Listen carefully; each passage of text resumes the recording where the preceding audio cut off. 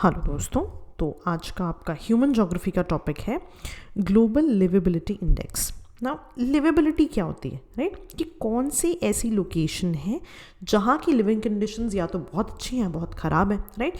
कौन सी जगह कितनी ज़्यादा रहने लायक है इसकी बात कर रहा है वो, राइट?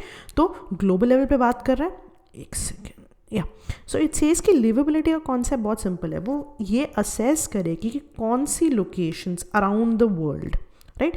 जैसे ग्लोबल शब्द आ गया ना, तो आपको समझ जाना चाहिए कि ये किसी ऐसी इंस्टीट्यूशन की बात कर रहा होगा जो कि ग्लोबल लेवल पे है।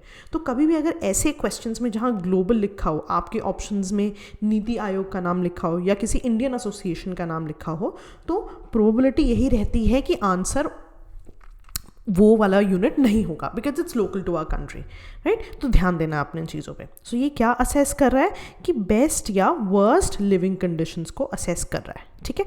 कौन इस इंडेक्स की बात कर रहा है? Economic intelligence unit. Very very important, याद रखना है आपको, राइट? और क्योंकि ये सिटीज़ को असेस कर रहा है, तो कितनी सिटीज़ को असेस कर रहा है? 140 सिटीज़ को असेस करके उनकी रैंकिंग्स निकाल रहा है, राइट? अब रैंकिंग्स किसके बेसिस पे निकाल रहा है? 5 ये आपकी कंसिडरेशंस हैं या 5 कैटेगरीज है जिनके बेसिस पे stability, health care, culture, education and infra, right? तो ये पांचों की पांचों इंपॉर्टेंट है, आपको याद करनी चाहिए, ठीक है? बेस्ट पार्ट ये है कि वहाँ पे रिकग्नाइज करना है, तो अगर आपको थोड़ा भी आइडिया हो आप एग्जाम में रिकग्नाइज कर सकते हो, राइट? एंड डिपेंडिंग अपॉन कि सिटी कितनी ज़्यादा लिवेबल है, उसको स्टैंडर्ड्स दिए गए कि लिविंग स्टैंडर्ड एक्सेप्टेबल है, टॉलरेबल है, नॉन कंफर्टेबल है, अनडिजायरेबल है या बिल्कुल ही इनटॉलरेबल है, राइट? तो ये 5 उसको कैटेगरीज दी हुई हैं, ठीक है? कैटेगरीज उतनी इंपॉर्टेंट नहीं है, बट अगर आपको याद हो कोई दिक्कत की बात नहीं है। तो एज पर कौन सी सिटी सबसे ज़्यादा लिवेबल है, राइट? ऑस्ट्रिया में वियना करके जगह है, इसको टॉप सिटी बोला गया कि भाई इससे बढ़िया सिटी नहीं है रहने के लिए। And one very important part is पिछले साल भी इनको ही मिला था, इस साल दोबारा सेकेंड कॉन्जिक्यूटिव ईयर इनको टॉप पे रहने का मौका मिला है।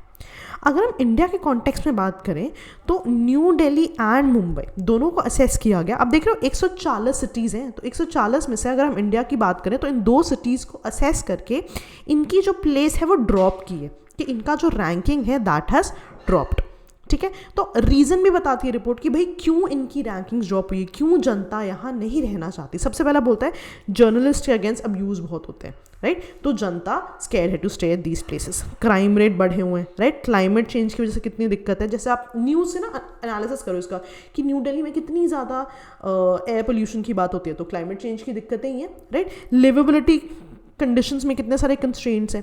तो इन चारों रीजंस की वजह से, है ना, याद रखने का तरीका कि अब आपको पता है कि दिल्ली मुंबई कितने कंजस्टेड है, इसलिए वो कह रहे हैं कितनी कंस्ट्रेंट लिवेबिलिटी कंडीशंस है। तो इन 4 रीजंस की वजह से इंडिया का जो लिवेबिलिटी इंडेक्स है इन सिटीज़ का पर्टिकुलरली वो जो है वो गिर गया है, ठीक है? उसके अलावा वो क्या कह रहे हैं, जो सबसे कम 10 लिवेबल सिटीज़ हैं, राइट, उनमें से 3 है आपकी किसमें? एशिया में। तो ये तीनों ही आपको याद करने की ज़रूरत नहीं है, बस आपको पता हो कि पाकिस्तान का कराची और बांग्लादेश का ढाका इसमें एसोसिएटेड है, ठीक है? रिकग्नाइज करना है वहाँ पे, it will be easier for you to understand, ठीक है?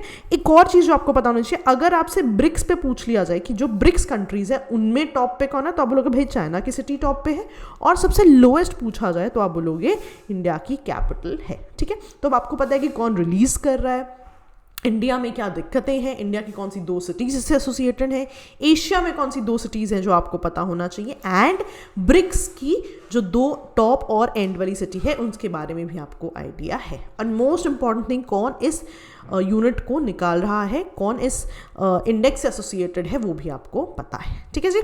चलो that will be all for day दोस्तों। ओके दोस्तों, बाय बाय।